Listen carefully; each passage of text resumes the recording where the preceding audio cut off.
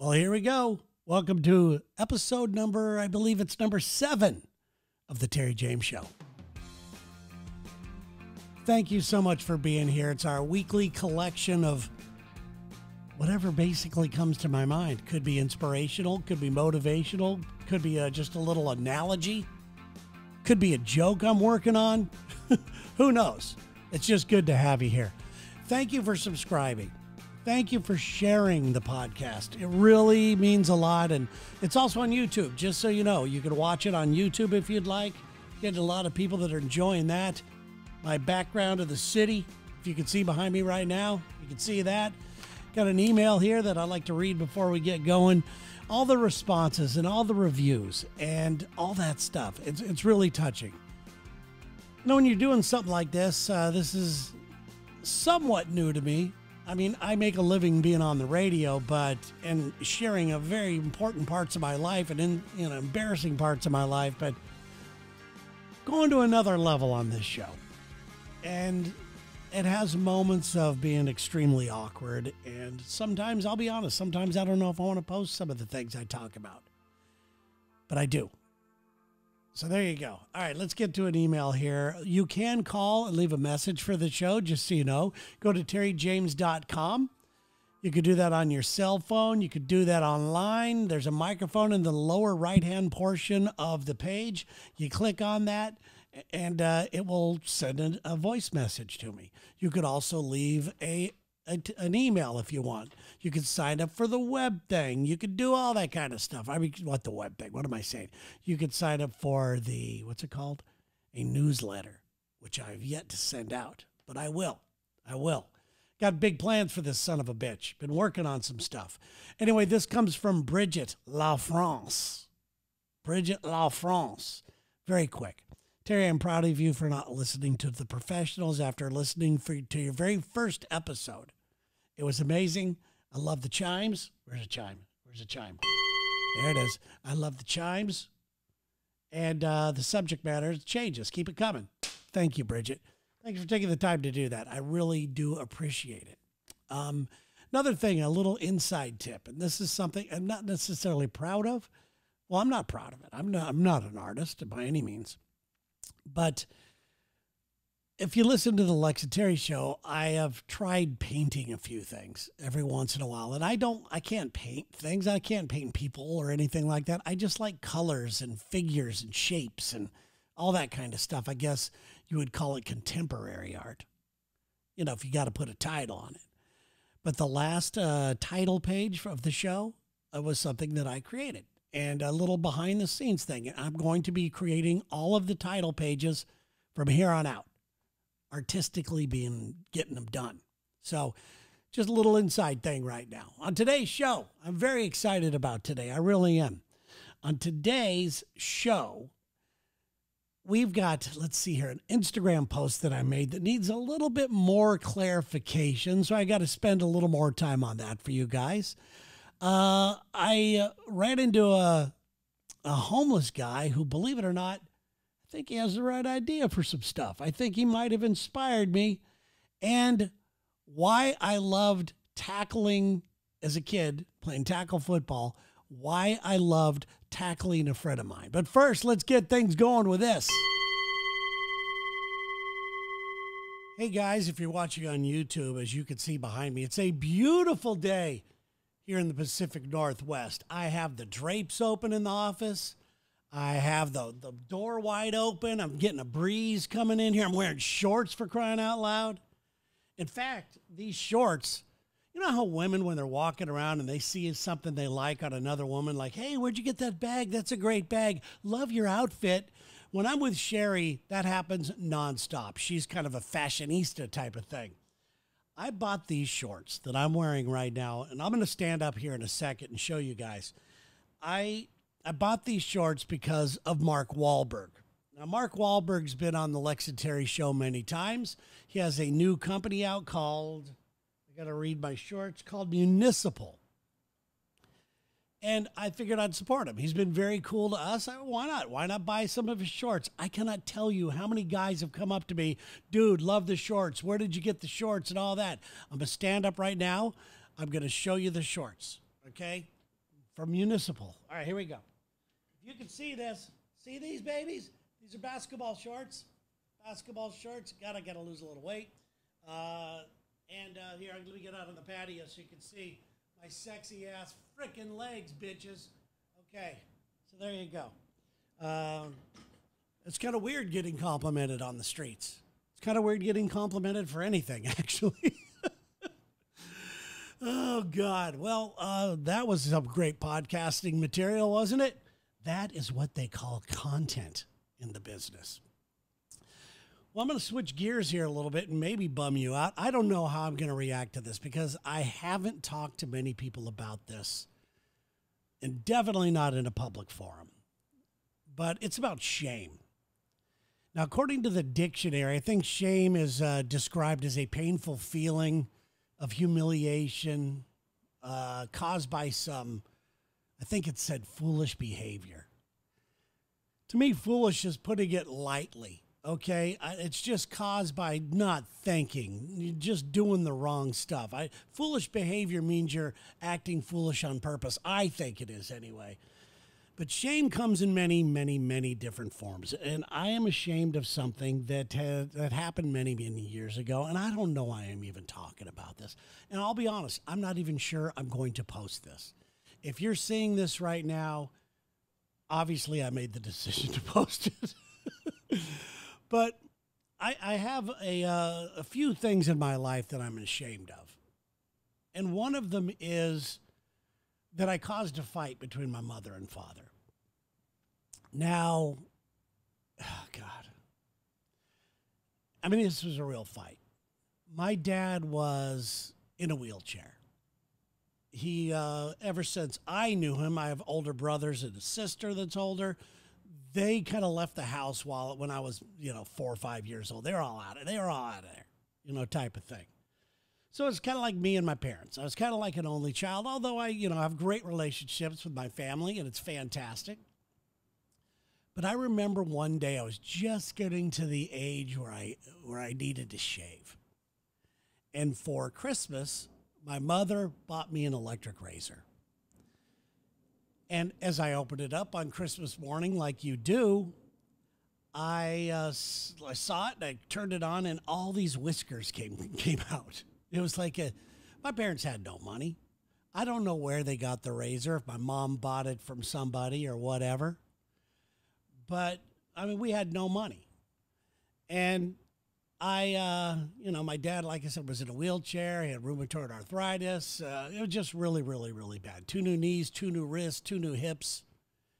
And he didn't get around much. I didn't have that active father that my brothers had. And this isn't a woe is me thing. I had a different experience. That's all it is. It's a different experience. But when I opened up the razor, took it out of the box, unwrapped it. Oh, Merry Christmas, look at this. And I've been wanting a razor. I thought it was really cool. It was a fantastic gift. But I made a comment. I go, oh, there's a bunch of whiskers in here. Apparently that really upset my father. He got very mad at my mother. My dad was a very proud guy, even though he couldn't work. He was a very proud guy. He wanted to feel like he was rich. He wanted to feel like he had money. He wanted to feel like he had a life and was empowered, But I hardly ever saw him stand up from that wheelchair.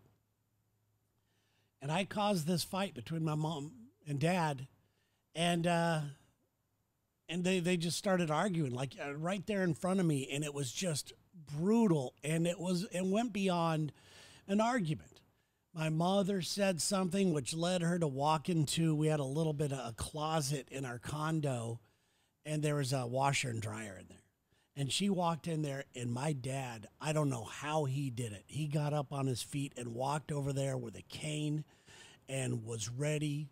And, he was ready to put a hand on her. And I think he did. I so much of it is a blur to me because I was there screaming. I was there screaming. And what are you doing? As any kid would do. Nobody wants to see their parents fight. I had heard the arguments a lot. This wasn't anything new in my house. The verbal arguments were there. And it was almost always about finances and all that. And I remember once I got it broken up, my mom looked at me and she said, "You're a spoiled little brat. That's your fault." And I really didn't do anything on purpose, but it's something that has stayed with me for years now. Listen, it doesn't like preoccupy my life. It's an instance that happened, one which I completely feel shame about. I feel shame that I was the cause of that. And I feel shame that and I don't like the fact that I had to witness it, but I'm glad I did because, it probably would have got much more ugly. And then I started thinking, I never saw, and don't get me wrong, this is not a woe is me segment, okay? Everybody has shit in their life, and I choose to get over my shit as best as possible. I choose to not blame people for not having money or a bad decision that I've made or anything like that. Horrible things happen to us. And sometimes we cause those horrible things. And that's what's worse. I can handle any horrible thing that's ever happened to me. Anything, you name it. I have had some shit happen to me, and I'm not going to sit here and whine about that stuff.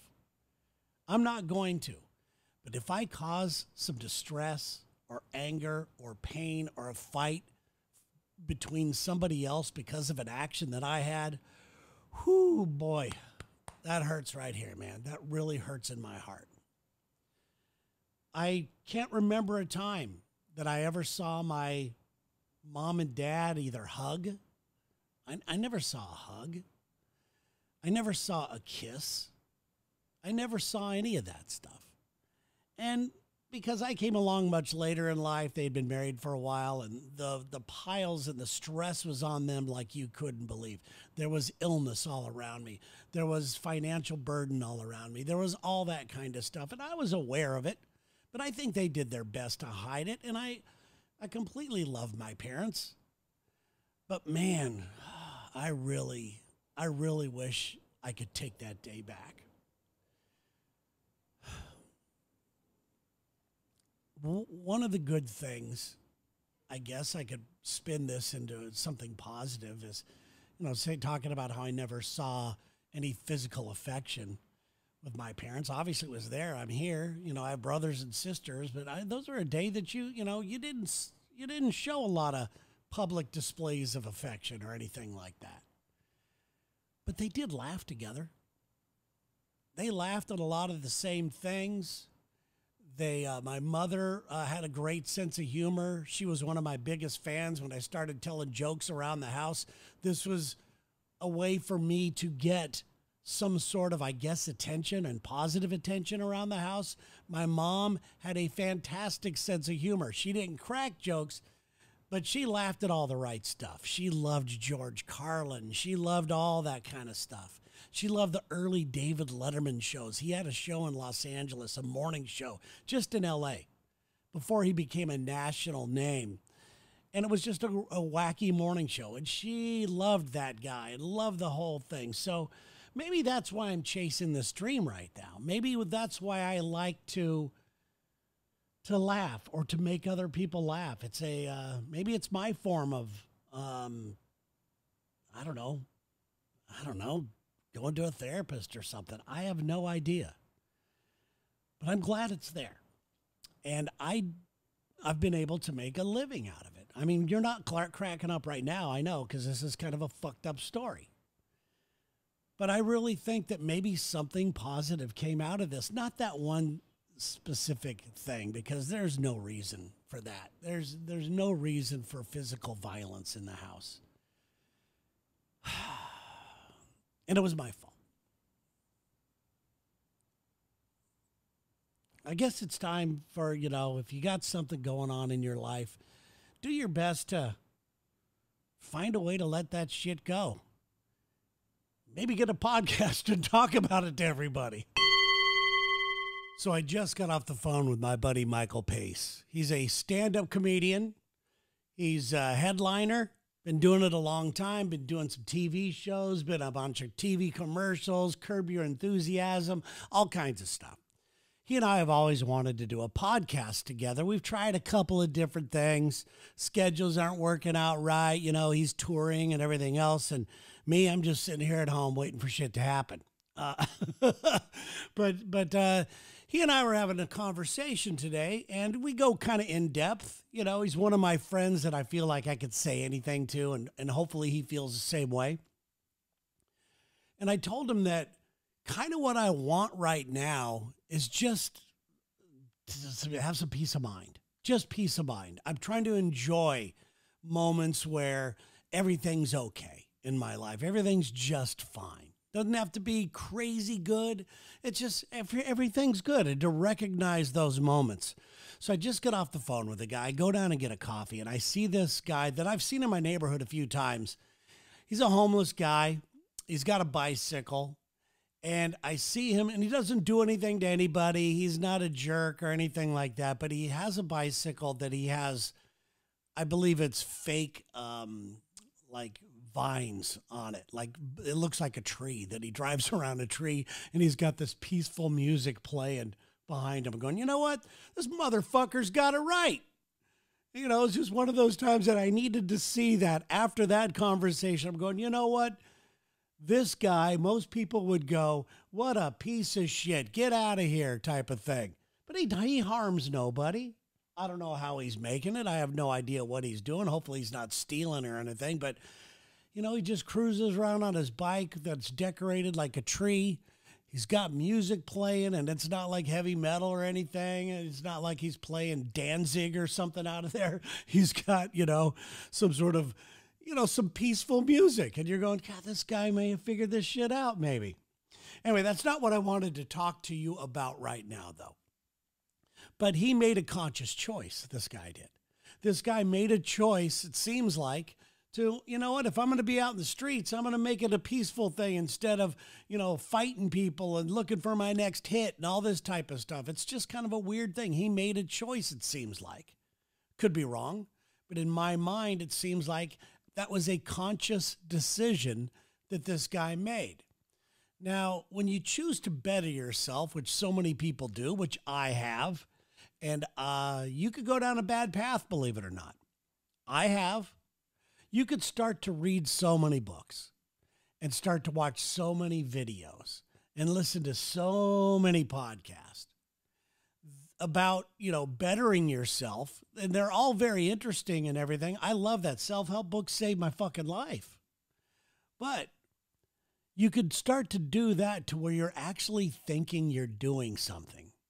Now, the only thing you're really doing is filling your mind with some positive stuff instead of all the other toxic shit that's out there. Good for you.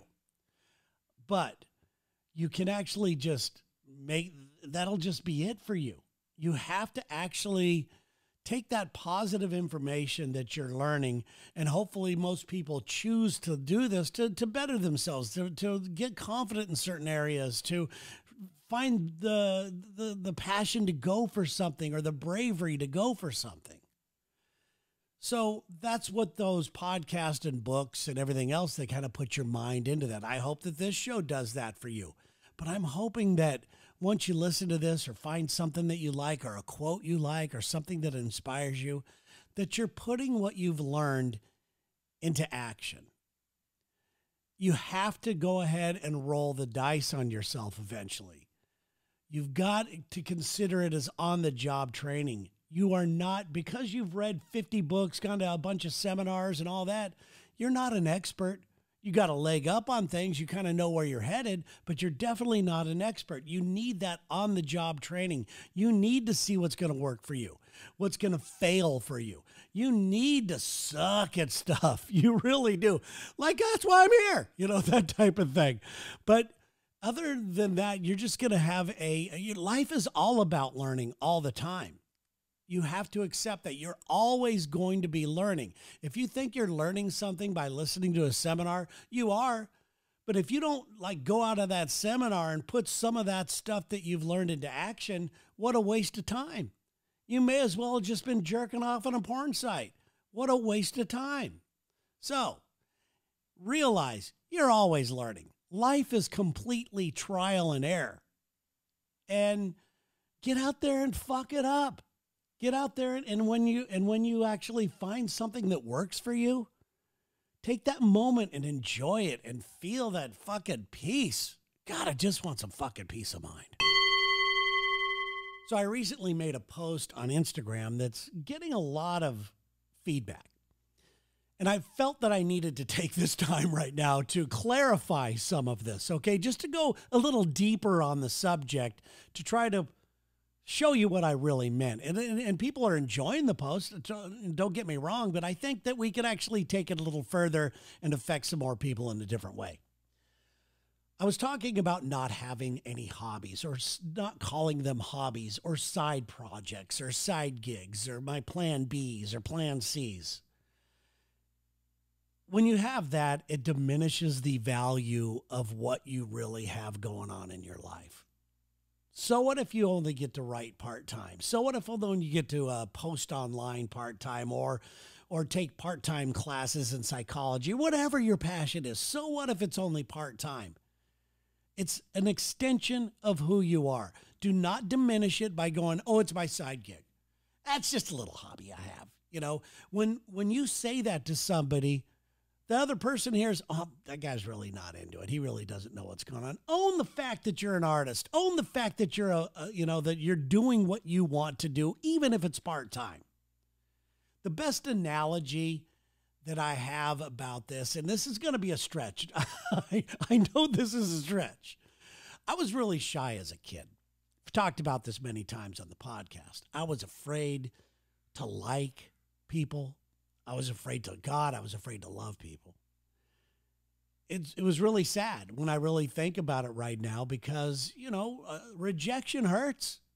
You go out of your comfort zone and you tell some chick you like her and you'd like to see more of her or whatever. Oh, my God, if that doesn't come back for you tenfold or even, oh, it's miserable. It's a miserable time.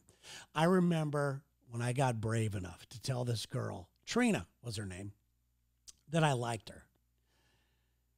And I decided I was going to put my foot in that pool a little bit. My left foot went in, I touched the water, I tested the water, and I'm going, oh, you know what? I'm not kidding. She doesn't seem repulsed. So maybe, just maybe I got a shot at this. And this was later in life. This is at an age where a guy should have a little bit of game and a girl should have a little bit of game. And I had no game whatsoever. None. So I told her that I liked her. And I knew she had her left foot in that little pool. I could sense that. As much as I tried to deny it even, I could sense it. It was there. But as soon as I told her I liked her, she was like, whoa, I could hear that thing coming out of the water. I could hear her running to her car with one wet foot and one dry foot, getting the fuck away from this guy. It was my first real feeling of ghosting. It was horrible. And it hurt so bad that it took me a long time to let any girl know that I was interested in them again. And to let somebody know that you're interested in life or interested in them, you got to have both feet in. This is what I'm trying to get at in a real weird thing. When you have both feet in, and this is going to sound like I just went to a Spencer's, those places at the mall that had all the dumb little sayings. But that saying is if you're not all in, you got to open yourself up to life's possibilities. Sure, one of those possibilities may mean rejection, may mean heartbreak, may mean I got to go back to the drawing board and figure out how I'm handling this stuff. But it's true. If you don't put both feet in and you don't go for it, nothing's going to happen. Nothing is going to happen. It's kind of like this podcast. There are people that don't like me doing this. They want to hear dick jokes and farts and all that kind of crap. And I love those. Trust me. I make a living off of it. And I promise you, the moment that I don't like doing that, I'm out. I don't need it anymore. I don't. I could get by without it. I'm in a very good position. But I love working with Lex and Dee and Sarah and the listeners, the relationship we have. I am still 100% both feet in that pool, and just having fun, having a blast. But this podcast is a little different. And some people don't like what I'm talking about. It's not a lot. The response I'm going to say has been 90, I'm going to go 92%. No, 93. I'm going to go 93% of the people have been just really cool with it. And doing this podcast and anything that you do in life where you go out of your comfort zone, people are going to talk shit. People are going to judge. They are going to judge. I'm being judged right now. I can feel it. I can feel I'm being judged. You know what? They're not judging as hard as you think they are. Nobody really cares if, a girl didn't go out with you. Nobody gives a shit. Nobody cares if this podcast is going to be a success for me or a failure. I think some people that don't like me are rooting for failure. But, you just gotta get ready to go, man. You gotta have both feet in life. And you will. If you don't commit to whatever it is you're doing in your life, to your relationships, to any of that, you're never going to know what the real possibilities are. This little segment here goes out to all of you who are afraid of diversity. I live in a major metropolitan city. If you're watching on YouTube, you can see behind me, Seattle, Washington. There's all kinds of crazy stuff in Seattle. There's all different races. There's all different smells. There's all different types of food. It's a crazy place. It can get a little hectic. And I started thinking, what is it about living in an area like this? I love the energy. I love the not knowing what's going to happen type of thing. Yeah, I don't want to get gunned down or anything, but I love it. And I was trying to think about, where did I get used to this? Where did I really start to like this? And I've got to go back to growing up in Santa Ana, California. Now, by the time I reached the age to walk and go down walk to school myself and things like that, that meant I was the age old enough to get my ass kicked. And it was becoming a very rough neighborhood at that point. It was just starting to get very, very, let's say, diverse, very Hispanic. It wasn't even diverse. I was pretty much a minority at that time. And at least from what I remember. And I know that my father had somebody put a baseball bat in a bushes on the way home. And I forget who it was. I don't know if it was my brother or a friend or a neighbor. I think it might have been our neighbor who was a sheriff. And put a baseball bat in the bushes in between school and the house and said, don't be afraid to use it. It's called the equalizer. Things like that. At that moment, I was like, went from a pretty innocent kid going, oh, what's this all about? All of a sudden, these fears started to creep in. And I didn't really think there was anything to be afraid of. But, I think that any school you go to, especially nowadays, it's rougher and more opinionated and all that kind of stuff. So then we moved to Mission Viejo, California, a very, very white community. Not that there's anything wrong with that. My parents thought I'd feel safer there. They bought a little condo on the outskirts of Mission Viejo, because Mission Viejo at the time, you had to have a little bit of money to move there. We bought this, we bought this condo that was on the outskirts of Mission Viejo. In fact, it was so far on the outskirts of Mission Viejo, I wasn't allowed to go to Mission Viejo High School. I had to go to El Toro High School, which, fine with me. I don't care. I didn't like any of those kids anyway. Didn't know any of those kids, with the exception of my one buddy in Mission Viejo, Freddie Munoz. Freddie was this little teeny Mexican dude. I loved going into Freddie's condo. You go over there to get ready to go play football or something. God, it smelled so good. I don't know what his mom was making, but it was the family. They were all short. They were all dumpy. They were all happy. Freddie had a beautiful smile. He looked like a little bug when he smiled. I loved me some Freddie Munoz. I don't know what Freddie's doing now. I hope Freddie has had a great life. I really do, because he was my buddy. He was my buddy. And this is going to be weird because I'm going to tell you this weird thing that I was thinking about today about Freddie. And the first thing that came into my mind about Freddie was we would play tackle football. We didn't have a field to play in because we lived in these condos. You know, there was just basically a strip of grass that was maybe 7 feet wide, and and then it was, the width was pretty long, so it was enough to run. And we'd play tackle football there, and I loved to tackle Freddie, not because I didn't like him. He was soft, he was puffy, and he smelled like the inside of his house, which was fantastic. God, that smelled good. Felt like I was, and this is not a stereotyper, and I'm just telling you the truth right here. This is no place to be politically correct anyway. It smelled like I was tackling a bag of Doritos. He was awesome. I love this guy. And he was super soft, like I said. You tackle him, and you just kind of hang on to him a little extra harder because it was Freddie and he smelled good.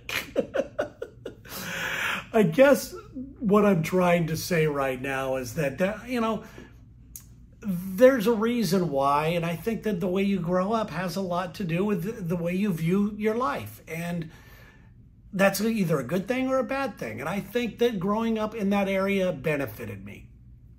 I know my parents wanted to move out of there because it was getting rougher, but I really think that really benefited me. And if you have a chance to drop your fears, to go to a different part of town you never went to, go to that part of town that you've heard has got a great barbecue or some fried chicken or something. Go to that place. You'd be happy you did. You really will. Give it a try, guys. If you live in a suburb somewhere, just find that part of town. You know where it is. Where it is right now, something's coming into your mind. Make it a plan to go there this weekend and get yourself something and go to that part of town that's a little sketchy. You owe it to yourself to live a little bit. Well, that wrapped things up right there, guys. Thank you so much for being here and sharing some of your valuable time with me. I really appreciate it. Please share the show if you like it. Please like it if you like it. Please comment where comments are. I try to go back and read everything, and I try to respond to everybody. And help me. Help me share this damn thing, okay? Otherwise, I'm just going to stop doing it and end up talking to myself for the rest of my life, which I'm totally comfortable doing as well. I got some new ideas. I got some guests possibly coming up. I got a lot of fun things planned. So please share the show. Have a fantastic weekend if you're listening to this on Thursday when it drops. And I really do appreciate you. That's very hard for me to stumble that out for some reason. Guys, have a great day, you sons of bitches. Bye-bye.